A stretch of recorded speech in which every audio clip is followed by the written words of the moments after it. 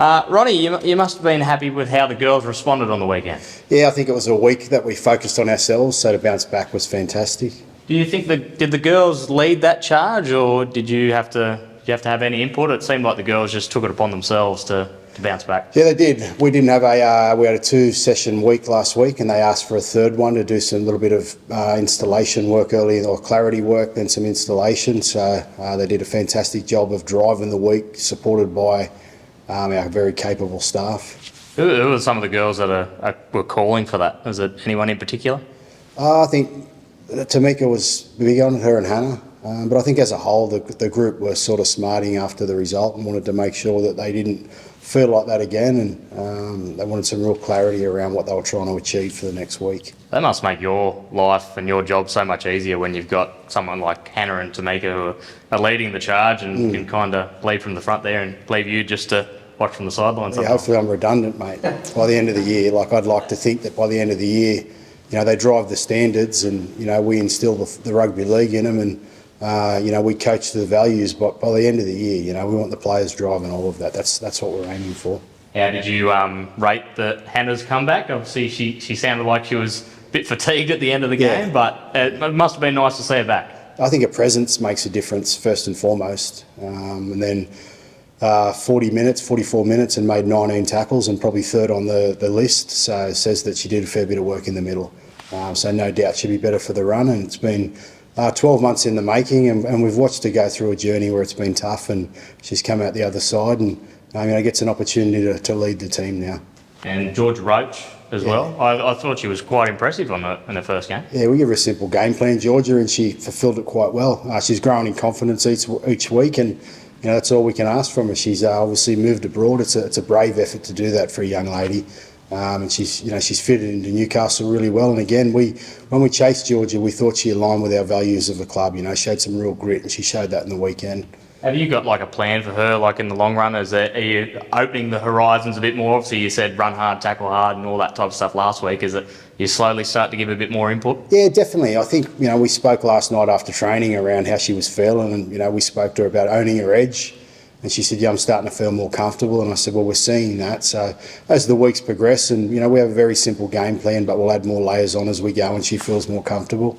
Mate, you must be excited to sit in the coach's box and see the crowd nice and big for the NRLW. I imagine it's going to be a big occasion on Sunday. Well, I reckon one thing about Newcastle is, you go back to 88. I know they played a trial game and they beat Manly in the trial game, who were the premiers the week before. And those first 3 rounds in 88, they got 30-odd thousand people here, and they got, the results weren't great, but the members kept turning up, the fans kept turning up, and that's what we'll see Sunday afternoon. And that's the big thing with our communities. It's our players' roles to inspire them, and on the tradition of the past, and our fans do that. That's why it's such a great club. You're always going to have the die-hard fans that are always going to support the women and the men. Yeah. But are you feeling like you're starting to get the community who may have, when the women's side first come in, like, oh, I'm not going to go watch them, I'm going to watch the men. Do you feel like you're starting to get them now and they're part of the fan base as well? Oh, I think they've always been there. I think if you watch the game, it's a great product. Yeah, they mightn't have turned up all the time, but round 1 was a perfect example. There were people lined up out the gate. There was 4,000 by the time we kicked off, and by the end of the game there was 10,000 people, but they were waiting to get in. No doubt, and it's a great product. Our ladies deserve the support.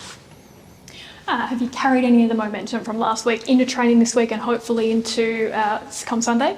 Yeah, it's been a great week already. It was a freshen up Monday, and sort of did a little bit Tuesday, but last night, again, we just went through some clarity and installation, and we're feeling really confident about where we're at as a team in terms of everyone knowing their role.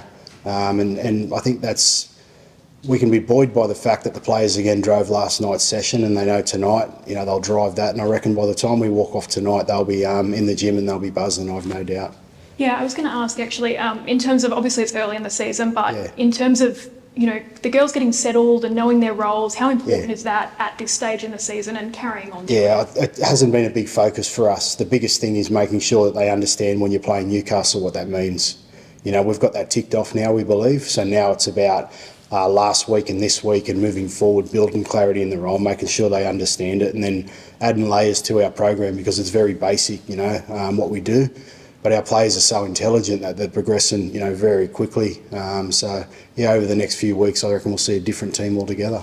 And obviously, top of the table clash. What are we expecting from the Titans? Karen Murphy's done a wonderful job up there. The Titans have really invested in their program. I reckon I was asked at the start of the year ad nauseum, would the new teams be a dilution of the NRLW? I don't believe that. I think every team is going to be strong, and if we're looking at a top of the table, like there's probably, other than Parramatta, everyone's won a game. So there's a win, between top and bottom, or 2 wins. So it's extremely close. It's going to be a tough encounter, and but I think the most importantly, like you'll see our team roll out there Sunday afternoon and leave a performance out there that's going to inspire the next generation of NRLW players. Yeah, still early on in the season, but top of the table clash, like I said. So, did you watch any of the game last week from the Titans? Narrow win? Yeah, I watch every game. I'm a football fan at heart, so yeah, I watched it and I thought they had a good performance against the Sharks. Yeah. And did you take anything out of that game? Are you focusing on anything in training this week? Yeah, us.